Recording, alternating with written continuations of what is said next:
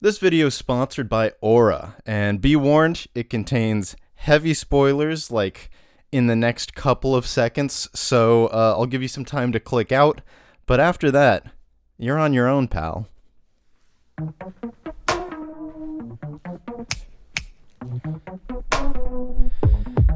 The back half of Trap sees Josh Hartnett's Cooper, having been outed as a local serial killer and kicking off a citywide manhunt, escaping certain arrest about a dozen times, stooping to all sorts of creative tactics like secret tunnels, wearing a series of disguises, pretending his daughter has leukemia. You know, the works. After an absurdly goofy game of cat and mouse, the movie ends with him finally locked up in a prison truck. We think, this is the end. The FBI has him. That's that. But as the music swells and we accept his fate, we slowly learn that he's actually nabbed yet another device to break out with. And the movie ends on him laughing maniacally, ready to escape the truck and continue this dance seemingly for eternity. Watching this, I can't help but think of the rhetoric that surrounds every M. Night Shyamalan release, which always seems to invite inevitable reflections on his early rise and fall, or declarations that each new film is some sort of return to form. It's no secret that he was kind of in director's jail for a couple of years, but ever since he bailed himself out with his self-funded The Visit, he's been earning back public favor with, I guess, the probational caveat that every subsequent film is somehow also deemed a comeback. This conversation has surfaced around his past 6 films now, despite the fact that he no longer needs to self-finance his movies. He's back in the system, and people can't seem to wrap their heads around the fact that, like Cooper laughing on that prison truck, there's no taking Shyamalan down. That he'll employ whatever creative tactics he needs to keep on going. I mean, just look at the state he's in right now, and his sheer frequency of output. After slowly working his way up to the epic, career-spanning event film that Glass was, he's followed it up with 3 low-key genre pieces, pumping out nearly 1 a year. Most of Shyamalan's work is genre filmmaking, and that's what's so great about it. But compared to the scope of his previous work, these past 3 films are all incredibly lean, unfolding over the course of a few hours in a limited location, and they've each largely served as a springboard to demonstrate some minimalist formal trickery. My personal favorite instance of this is in Old, where he uses subjective stereo sound and a spinning camera to demonstrate Vicky Creeps slowly discovering her hearing loss. These moments of small-scale curiosity with the camera are more compelling to me than any of the actual themes he explores in these later movies, as though Shyamalan's primary relationship now is with the medium itself. I responded more to Knock at the Cabin on initial viewing than Old, just as an intense and intimate chamber drama, but that film is shot in a much more grounded, humanistic manner, so Old, with its more radical visual approach, has ultimately had more staying power for me. Maybe it's because I'm just so starved of mainstream studio filmmakers actually communicating something with the form, but this is all to say, I was very excited for Trap. Shyamalan's latest centers around the innately silly premise that a concert has been set up as a trap to catch a serial killer, which may or may not be Hartnett's Cooper. The movie unmistakably answers this question very early on. It's him. Expectedly, this setup provides fertile ground for Shyamalan to explore all sorts of gimmicky photographic expression, aided by the brilliant Syambu Mukdeepram behind the camera. For every tactic Cooper employs to navigate his situation, detonating an industrial fryer, or pushing a woman down a flight of stairs to cause a distraction, pickpocketing staff passes, or donning an apron to blend in with the stadium, Shyamalan figures out another inventive setup to visually develop his themes. Now, Trap has garnered a lot of De Palma comparisons, but it's a much tighter film, at least for the first half, and far more subdued than anything De Palma would make. I mean, there's only one split diopter shot for crying out loud. I think if anything, the efficiency of the production lands this film closer to the recent work of Steven Soderbergh, who refuses to let any one project bog him down, and continues cycling through projects as though he pathologically has to. And like the recent output of Mr. Soderbergh, Trap is a series of relative highs and mild lows, a soft swing that I enjoyed a lot about, but slowly deflates the longer it goes on. And we're going to find out why that is right after hearing about today's sponsor. That's right, we are back on company dime here at Taylor J. Williams. This keeps the show going, and it brings me no pleasure to tell you that your data is not safe. Whether you like it or not, being an internet user in 2024 is like being trapped in a venue with existential threats in every direction, slowly closing in on you and learning your identity. I'm not joshing around when I say it can be disheartening going on the net. That's where Aura, today's sponsor, comes in. I'm sure you guys know better than anyone that spam calls, texts, and phishing scams have only skyrocketed in recent years. If you're an AT&T user, then they'll even admit your data was likely exposed in a recent data breach, including 70 million social security numbers. And that's just the stuff they're willing to admit. Think about every other service provider who hasn't admitted anything. You really think AT&T just has especially bad security? Aura is more than just a VPN. It's a full cybersecurity arsenal that includes transaction monitoring, antivirus, a password manager, parental controls, and identity theft insurance. They have an AI call assistant so that the annoying robots that keep calling you just have to talk to another robot, and it filters out spam and phishing texts so that the next time you're gullible enough to think X.com is begging you for personal information in order to get you a blue check, you can at least keep yourself and your family safe from data breach. Go to aura.com/TaylorJWilliams and try your first 2 weeks for free. Also linked in the description. Don't be like Cooper the Butcher. Look out for your family. With Aura. Alright, so back to Trap and this question of Shyamalan coming back. Why is he seemingly unable to shake this sentiment? I think the reason for this constant inquiry is the contradictory dual statement that A, he never actually went anywhere, and B, he isn't actually back. For starters, since before The Sixth Sense, there has never been more than 3 years between movies. Now, the period everyone likes to talk about, sure, he made 3, maybe 4 bad movies. I'm not quite to the point of The Happening apologia that's become popular lately.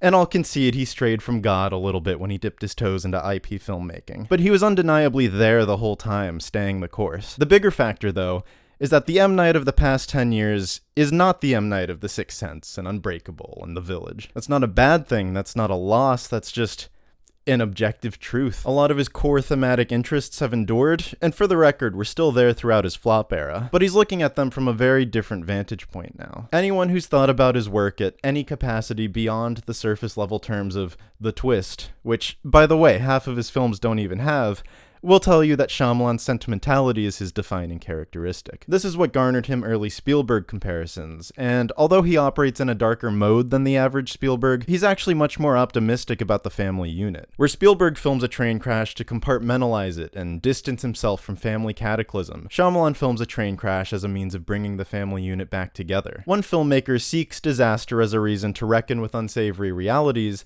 and the other views disaster as a catalyst for healing. With Shyamalan's earlier films, the Golden Age if you will, he was a recent father, and I believe this motivated more intensity on his end, a stronger fear of what's out there, and a stronger obligation to provide paternal guidance and protection. This is why we see Malcolm Crowe step in as Cole's father figure to protect him from his ghostly visions, why David Dunn's superpowers only matter insofar as they make his son feel safe, and why Merrill Hess's reconciliation of faith is really a matter of believing his children's fears are real and valid. Like the elders of The Village, with each film, Shyamalan is inventing threats to protect his children from, to investigate his responsibility as a parent. And these early films operate with much more emotional gravitas than his later work. But his kids are grown up now, and this recent triad has seen him reflect on them outgrowing his protection and realize he has to distance himself to let them grow, be it by helplessly watching them mature at a pace too rapid to stop, or outright ejecting himself from the family unit for their own sake. With Trap, the dad is straight up the enemy of the family. I call this metamorphosis the shift from early father Shyamalan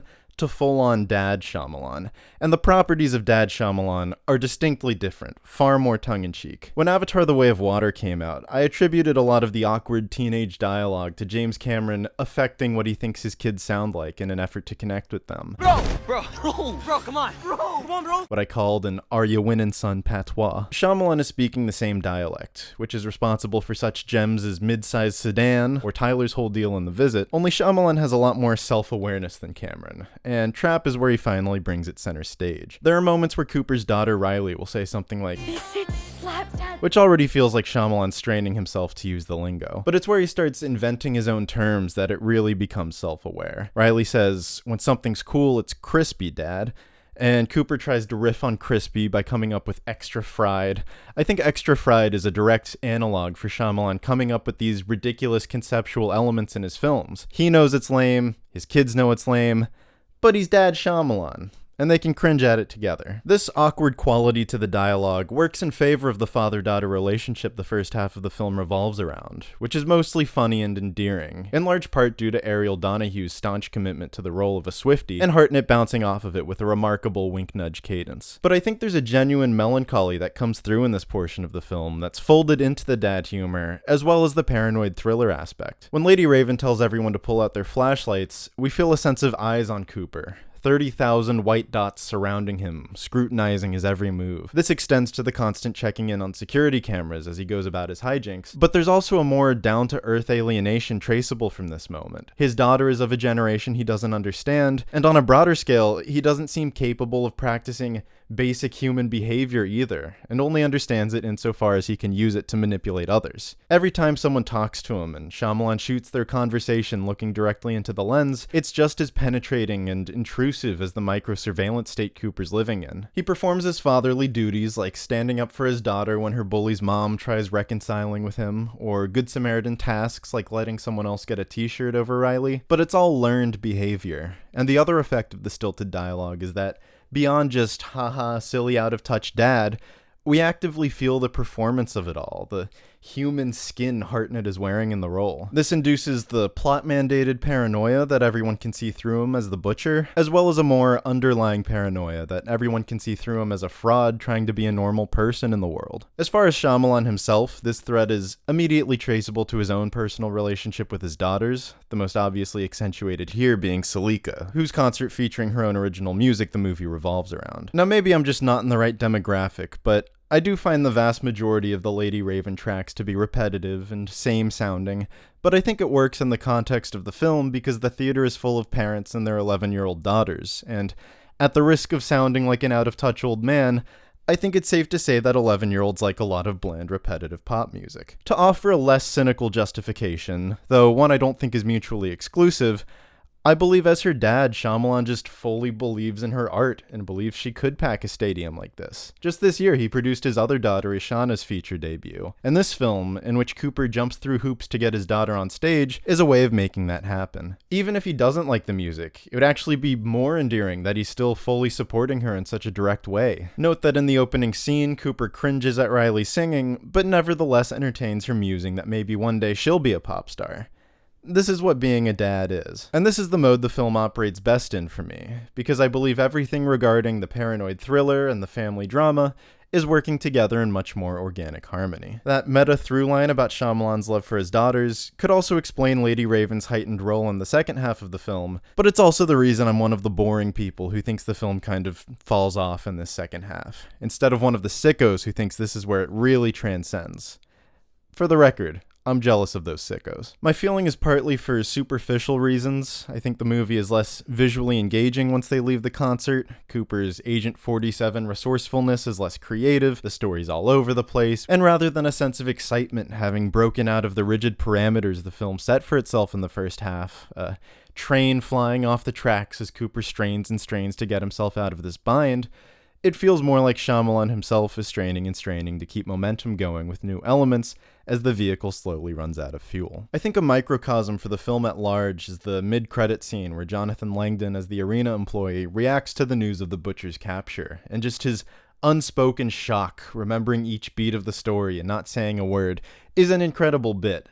And then we linger on him, and he keeps going, and the bit wears out its welcome. That, in short, is the experience of Trap. But the real crime that does this second half of the movie in my book, is the complete departure from the father-daughter relationship. All the issues I mentioned kind of begin at the same time, so it's a little hard to trace one exact blunder, but I think this core idea can account for everything else falling out of place. Leaving the concert is the exact moment Lady Raven becomes more prominent than Riley, when Cooper has a personified antagonist rather than a faceless mass around every corner, and a daughter to keep up with. We don't gain anything from the shift to a more objective perspective, other than seeing Cooper as an unabashed monster, but I don't know, it's not like we thought he was a good person or anything when our perspective was more internal. And more importantly, we lose out on fully witnessing the betrayal of Riley realizing her dad is the butcher, the one thing that's really at stake for most of the film. We don't care whether or not he gets arrested, we just care about Riley finding out her dad is evil. This is the central conflict of the film,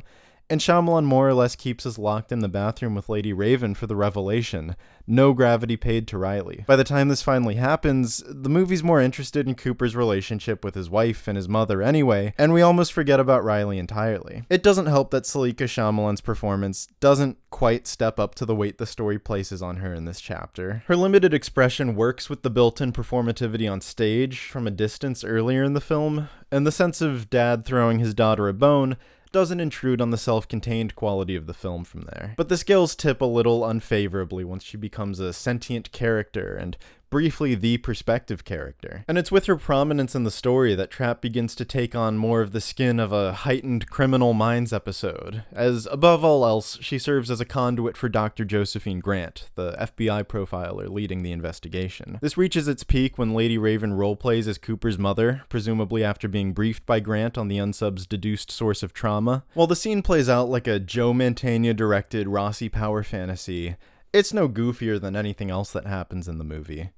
The bigger issue is that, motivationally speaking, this is the point where I fully took my hands off the film and just let the balloon deflate. From this interaction, we see that Cooper's struggle is not with the role of being a father, or even a normal person, but really the product of a specific feud with 3 generations of women. Cooper is haunted by the specter of his mother, and similarly the specter of Grant, whom we mostly see from behind or from a distance, and through Lady Raven's roleplay, this is enmeshed with the younger generation she and Riley occupy. Then, somewhere in the mix is Cooper's wife, the middle generation. When I saw Alison Pill in the opening credits, I got really excited, and then I completely forgot about it because her character is not so much as mentioned until 30 seconds before we meet her in the second half. In my opinion, the Cooper-Riley relationship is more compelling when we don't know anything about their home life, and it's left ambiguous whether or not there even is a mother. But it turns out Pill's Rachel is the key to everything going on here, that their failing marriage is the reason she initiated the trap in the first place. The funniest aspect of this marital spat, which I buy as intentional, is that it has nothing to do with any fundamental issues in their relationship. She admits for a while she thought he was cheating on him, but it turns out the real problem is that he's just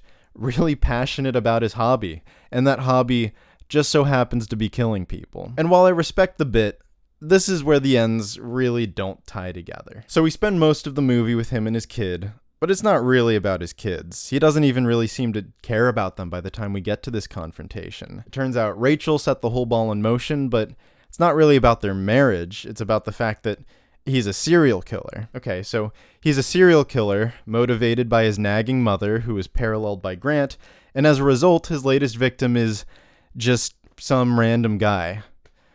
Got it. It's fitting that his moniker is just very nondescript, The Butcher. At the very end, Shyamalan reintroduces the daughter through line, and it's a little moving that she hugs him goodbye, more sad about the fact that her dad is leaving than she is terrified about the fact that he's a murderer. And the fact that he uses a spoke from Riley's bike to break out of his handcuffs could be read as a piece of his daughter literally giving him the energy to keep going, circling back to the initial thematic conceit of the film. But unfortunately at that point, for me, this was somewhat too little too late. There is ripe material there to explore Cooper's place in society, perhaps the misogyny this multi-generational beef with women has manifested, an interrogation of the antiquated sphere of domesticity the father role central to most Shyamalan films occupies. But each thing kind of cancels out the next, and like your average episode of Criminal Minds, it just becomes a psychologically suspect tale about a guy who's crazy. And it's fun, it's a fun ride more or less. As I said, the most compelling thing to me about later period Shyamalan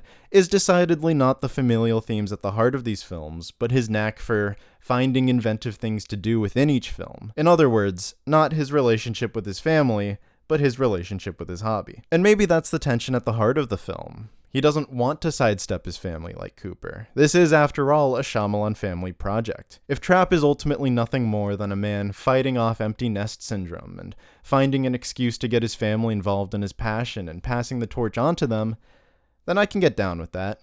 I just wish that idea landed somewhere in the ballpark it began in. That's it for me this time around on Trapp. Wow, you're still here, you're still watching. Clearly you must want some bonus content. Boy, do I have the place for you to find that.